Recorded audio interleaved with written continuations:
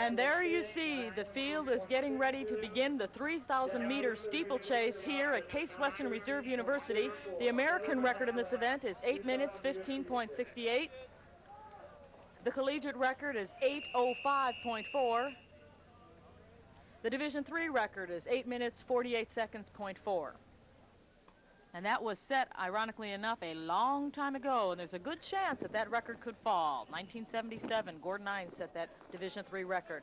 Here's our first six, or our dozen runners today. Tim Ball of Principia, John Luther, University of Rochester, Nick Buchan of Pomona-Pitzer, Todd Coffin of Colby, Hal Hopkins of Otterbein, and Rob Jensen of Augustana. David Peterson of St. Olaf, Alan Farquhar of Haverford, Andrew Farquhar, I'm sorry, Robert Perkins of RIT, that's Rochester Institute of Technology, Joseph Hange, Brooks Minnick of Widener, and Brad Brownberger of Jamestown. So there's the field. The gun has been fired. And Ralph, who should we focus on? Well, I think this is a pretty close race, and it's going to be tough to kind of pick a winner now. I think we need to settle a little bit and let the guys run into their pace.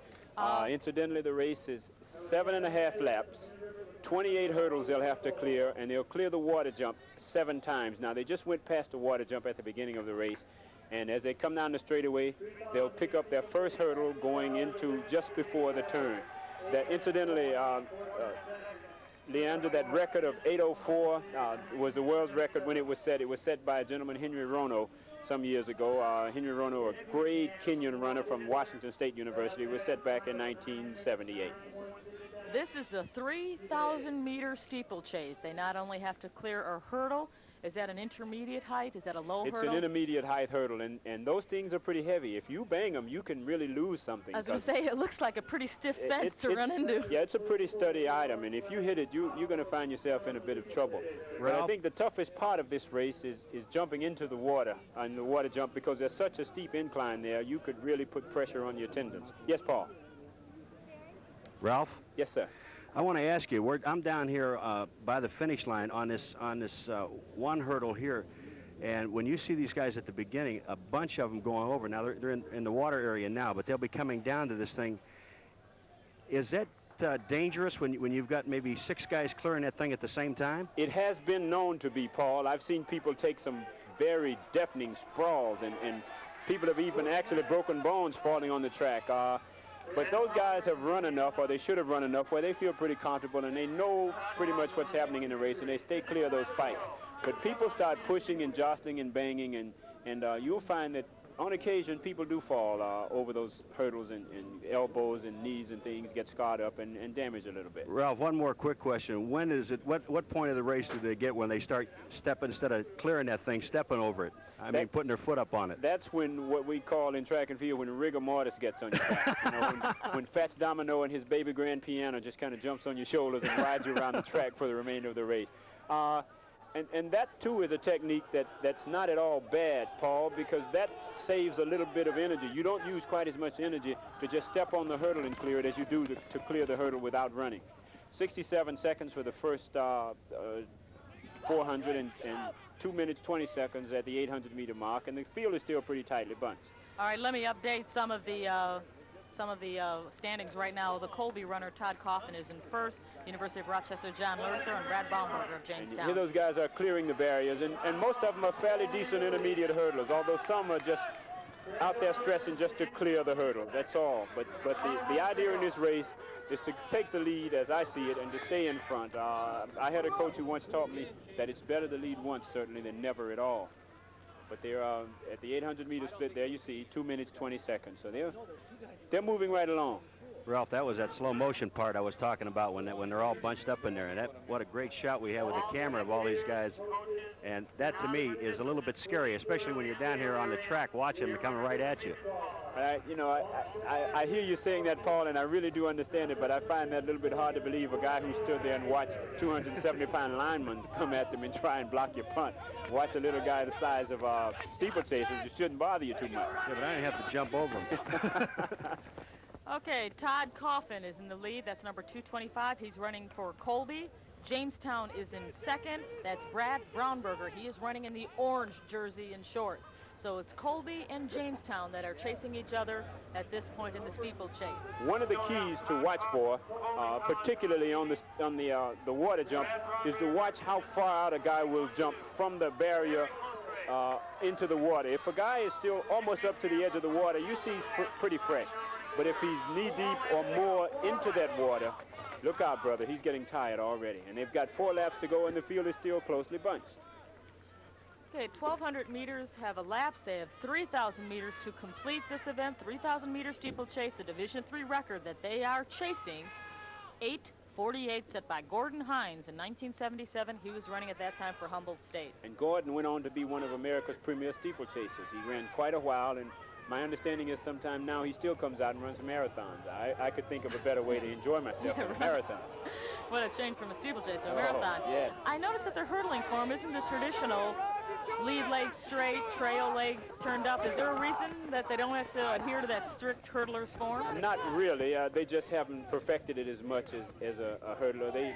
Their concentration is more on distance running and strength, building running strength, whereas an intermediate hurdler is concentrating on speed and hurdle technique. So, you know, that's why they aren't as accomplished hurdlers as the intermediate hurdlers. But there have been intermediate steeplechasers, rather, who ran great in steeplechase and ran intermediate hurdles. Ralph? Okay, Colby and Jamestown still in the lead at this point. Go ahead, Paul. Yes, Paul. Yeah, Ralph, you know, you said you're going to have to wait until they settle down. You've got about 2, 4, 7 guys now that are just in that bunch by themselves. The other 5 guys are spread out. Is this the time now that you want to think about picking the one guy that's the strongest? Well, if I were those guys, if I were those runners, I think I would sort of try and find some energy right now and kind of pull away from the field. It's a technique that Europeans have used for a long time. The middle part of the race, they open up and they frighten everybody. And when they get you spread out and really shook up, they're tired too, but you're also tired and you're shook up mentally, so you can't do anything. So this is when you say one of the 7 guys should just take it upon himself to break it out a little bit. Open it up. Okay, while the 3,000 meter steeplechase is continuing, you're looking at David Comley about to throw or hurl the discus. The field events do continue while the track is being used. Oh, good technique. He's good technique, and he looks like he has good body strength. He's a good, strong-looking young man. That was David Conley of Gallaudet College. 2,000 meters, 5:59, right at 6 minutes, so they're moving right along. And as I said, Division III athletes don't receive scholarships. These guys do it because they love the sport, they enjoy the sport. They come to school to be students and athletes second. That is not to say that other schools, Division II and Division I, don't have students who are athletes who are students also, but these guys don't receive any remuneration whatsoever. They don't have athletic scholarships in Division III. Ralph, and David Peterson from St. Olaf, he seems to want to do what you said he should do, is break that thing out. But he's got 4 guys that are chasing him. Well, he speeded the pace up a little bit, and as you can see, they've lost 2 guys. As soon as he spurted out, the 2 guys dropped off. So it's working, and there are casualties to that kind of tactic, Paul. Here comes the Colby runner, though. He's moving up. And that water jump is really a toll taker, man. It will just beat you down. That's David Patterson in the lead with the striped shorts. St. Olaf on his jersey. Jamestown is in second place, and that's Brad Brownberger running for Jamestown. Now the field is really beginning to stretch out, and you've got a 3-man race, and in that 3-man race, these are the guys I think you're going to have to look forward to for the first 3 places in this competition. That's the Gun Lab. It took him 3 minutes to complete the first 1,000 meters. It took him another 3 minutes to complete the second, and if that holds true, we will be well off a Division III record. Lee and Nick Vakken of Pomona Pitzer, he's just taken off. He wants to spread this field out now. He's the young man in the lead. Thank you for that update from the field. Nick Buchan of Pomona Pitzer has really exploded there suddenly. He's got kick. And he has a good hurdle technique because he's running and not chopping steps at each hurdle.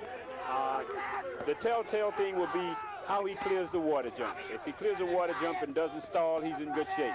Good. He came right out of it in stride. Now he's got only a straightaway to go, 1 barrier and a straightaway, and he should be 1981 NCAA Division III 3,000 meter steeplechase champion. A runner from Claremont, California. That's the home of Pomona Pitzer. Nick Buchan running away with it. And he has broken the tape. A runner from St. Olaf, David Peterson, finished second. And I think that was Jamestown who crossed the line third. That was Brad Brownberger. And there's our unofficial finish, and Nick Buchan of Pomona Pitzer, Claremont, California, Division III school. And he's just taking a seat on the track. He is exhausted. Well, that's the 3,000-meter steeplechase. It's the toughest race in track and field. And I'd say toughest race in track and field because I somehow don't consider the marathon a track and field race per se because it's not run on the track. But this race is the toughest race in track and field. Something really amazing happened in this event, and that was just the finish here and how this guy came on strong. Ralph, where did he find it all? It's just kind of that deep down inside you reach back and pull it out. This is the stuff that champions are made of. And here he goes down the backstretch, moving toward the water jump or the final barrier, and he cleared it beautifully without any effort at all, just smooth. And you see his stride seems to be effortlessly. Now he's picking up knees, he's lifting high on toes, he's doing quite well. Look at the infield edging him on, trotting alongside saying, go, go. That's a no-no. According to international rules, you shouldn't do that. And that can be considered coaching. And if someone would protest, they might be able to get something out of that. But I doubt very seriously if anybody would protest. Ralph, it looked like he started his kick just at the gun lap. And he just took it that last 400 meters with everything he had, because when he got at the end, he just collapsed right on the track. They've got him up and walking now. That's exactly why he collapsed, Paul. He just emptied the reserve with 400 meters to go, and that's why he's champion. He just took everything and laid it on the track and said, I'm going to go all out, or I'm not going to be able to win it. So here he is breasting the tape, our champion.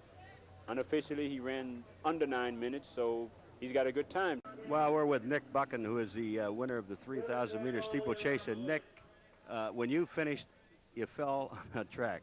Well, I was awfully tired. It's the fastest time by about 12 seconds I've ever done, so I was awful tired. You know, I was talking to Ralph Boston, who's also doing the color. He's upstairs, and he said that he thought that the last 2 laps, you try to break away from the field. You waited till the gun lap, and then you just took off from the field. You didn't go that soon. No, well, usually I like try to go with a 2:20 or something, but the field, some of the guys are pretty quick, so I want to go with a quarter. I have good speed, but not great speed. So a quarter is when I had to go, pretty much. Nick, thank you very much. Sure. Congratulations, my friend. We're going to go to the 1,500 meters.